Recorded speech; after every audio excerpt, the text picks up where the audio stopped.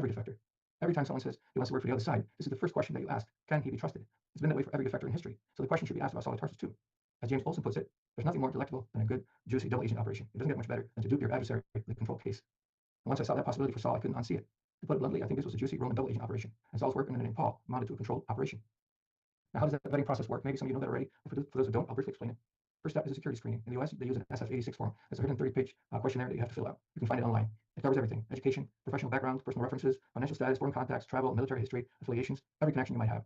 Then comes the background investigation and the assessment, including of how you come across. What are they looking for? Red flags, gaps in the story, patterns that don't add up, signs you're withholding information, that you're not fully transparent. I use the same method on defector Saul twice. Once at the moment of his so-called defection, I call it the Genesis check, following a term that James Olson uses.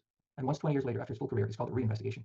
That is standard in real vetting. You repeat it over time to check whether someone's still walking a straight line. Now, the second step I took is I did an ACH, or the analysis of competing hypotheses. As I said, that's a structured method developed within the intelligence agency, the CIA, and it's not about proving your favorite theory. It's about laying out multiple explanations side by side and then seeing which one holds up. You take all the available evidence and then ask which explanation fits the facts best, or which ones fail at doing that. You don't build a case, you pressure test every theory, and you let the weak ones fail. I applied ACH to this case at the suggestion of Dr. Helium Falk, who teaches this method professionally. So another one of your questions was how does one recognize a spy? Of course, spy is a very general term that covers all types of agents. In this case, the question would be, how does one recognize a false defector or a double agent? Now, if we start with the first step, the filling out of that SF-86 form to make a structured list of everything we know about Saul of Tarsus that's relevant to an investigation like this, here's the first problem. We know almost nothing about him. No dates, no relatives, nothing certain about where he went to school, no friends, acquaintances, former colleagues, no track record at work, not one address, not even a physical description. So you cannot fill out 1% of the form. By today's standards, that alone would disqualify him. He would be sent home immediately. No way to verify his background. So, as James Olson, that former CIA counterintelligence chief, puts it, when in doubt, keep them out. That's the motto of that kind of work. He also says, and I quote, if you're a supervisor, a security officer, or a counterintelligence officer, and your gut tells you that one of your employees is no longer deserving of your full trust, act decisively. Any doubts as to an employee's suitability should be resolved in favor of the government. Meaning, if they give you a bad feeling and it's serious enough, they're out, or they're moved to a position where they can do no harm. So ask yourself, would you advise the original Jesus movement to trust Saul of Tarsus based on all this? If so, based on what? The answer seems simple. He fails the first basic check. Think this chip is BS? Watch this. I put this in my ears, and I haven't asked anyone to repeat themselves in over. But of course, the story doesn't stop here. Here's the story of Saul of Tarsus on the road to Damascus. He starts as a persecutor. He's carrying the instructions for the mission, Acts says. He's ready to arrest people, accompanied by a number of men we know nothing about. But we do know who he's targeting. They were Jews, religious Jews. Acts 9:2 tells us he aimed to arrest any who belonged to the way, still inside the synagogues. Messianist movements posed a threat not just to the high priest in Jerusalem, who was in effect a puppet of the Romans. If they believed in the coming of a Messiah, a Jewish king, they were a threat to Rome itself. So when Saul went after these people, he wasn't pursuing people who believed in God in a different way. He was neutralizing resistance to the Roman-backed order. And the Romans wouldn't need Jews to persecute movements like that at this point. People who could talk to informers, read the streets, people who understood the enemy and what they were saying. And there were Jews cooperating with the Romans, such as the high priest and his personnel. And Saul may have been one of them, or if he was indeed a Roman citizen, he could have been a man the Romans had inside the high priest ranks. But then he suddenly flips. He says he had a vision of Jesus, but there were no credible witnesses, no independent verification. Even Acts gives conflicting accounts. He says he cannot see anymore. He's blinded. Then, to make a long story short, he's delivered to the movement in Damascus. There's someone in the enemy camp who can cure him, and he does. Saul then starts preaching in the synagogues. People don't trust him, and they want to kill him. He escapes with the help from anonymous men. People who are out to kill him, but he escapes. It appears that the people he came to arrest quickly turned on him. So this was a movement willing to kill someone.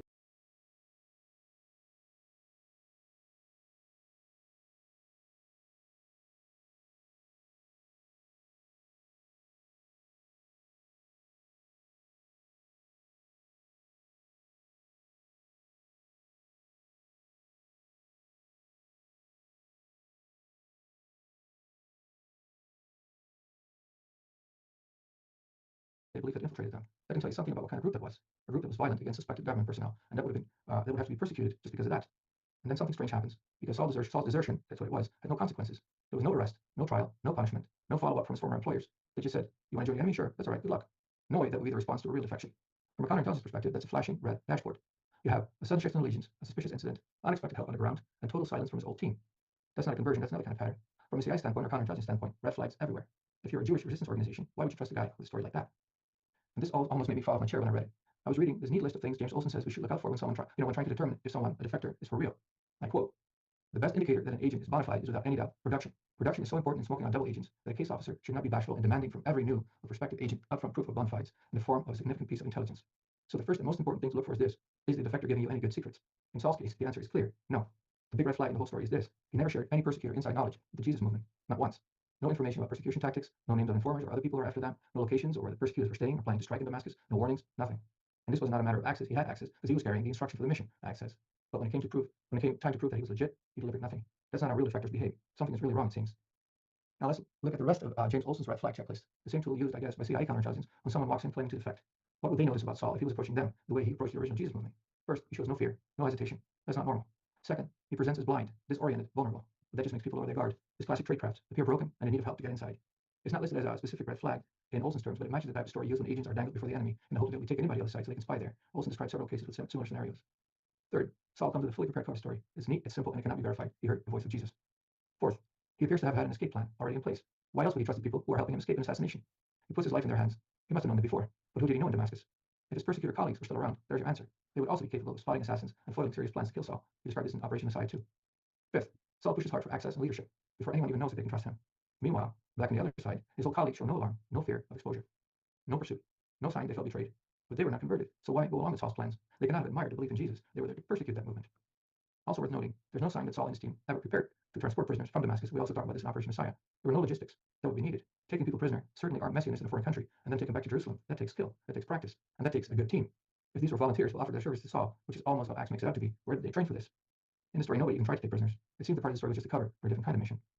And finally, one thing worth noticing, every one of the persecutors involved reacts the same way. They say and do nothing. No one protests. No one contradicts the story. No one grabs him by the arm and says, stop, we'll be accused of helping you defect, so we're not going to let you, even if we wanted to. But we don't want you to, because you'd be a traitor and you'd give us away. Nothing like that. No one says, wait a minute, we're not letting you go to the enemy. You come back with us to Jerusalem, we'll take you to a doctor. It's as if they'd all been told what to do and what not to say. This is the first very strange pattern in the story of Saul, a pattern that strongly points to a cover story, or the story of a false defection. So what we talked about all came from the book of Acts. Saul's own letters are the other main source we have, 7 in total, written over the next 20 years under the name Paul. That's his heritage, and that's what Christianity hinges upon in lots of ways. 7 letters by this guy who says he heard the voice of Jesus. Once, I believe, because the voice is never quoted again in his letters. Something else that's remarkable, Jesus was speaking to him. Why not quote Jesus directly more often? We don't see Saul asking Jesus to speak to him again, even though the first time made such an impression that he supposedly risked his life and became a defector for Jesus. Anyway, let's look at what he actually wrote during the next 20 years, especially in Romans, often considered his most systematic work. We isolate 5 basic points. First, he redefines what Messiah means, not a liberator of the people, but someone who suffers and dies. That's not the kind of king the Jewish people had hoped for. He dismisses the Torah, the Jewish Bible. Obedience to God's law is no longer necessary. He turns being a Jew into a spiritual concept, not a nationalist concept. He urges submission to Roman authority. Everybody should pay their taxes to Rome. That's pacification. That's certainly nothing dangerous to the Roman government. Everybody's always talking about his collections for Jerusalem, but here he's collecting for Rome. And last, he turns the movement from a close-knit Jewish group into something that should be accessible to anyone. So he weakens the cohesion, and he provokes people who think differently. That's what we said in Operation Messiah. With all this, he was probably provoking people who disagreed with this. It's good to know their identities if you're working for the government. So he went from being a persecutor to someone who could identify those who could be persecuted, and perhaps he did the mopping up himself too. Maybe this writing was just an addition to his persecutor toolkit. Day 1, month 3, month 6, forever. These 4 milestones represent. Now, I don't want to sound dramatic, but it's hit me like a lightning bolt too. I'd never looked at it quite this way before. We all know Paul's letters, Romans, Galatians, Corinthians, Ephesians.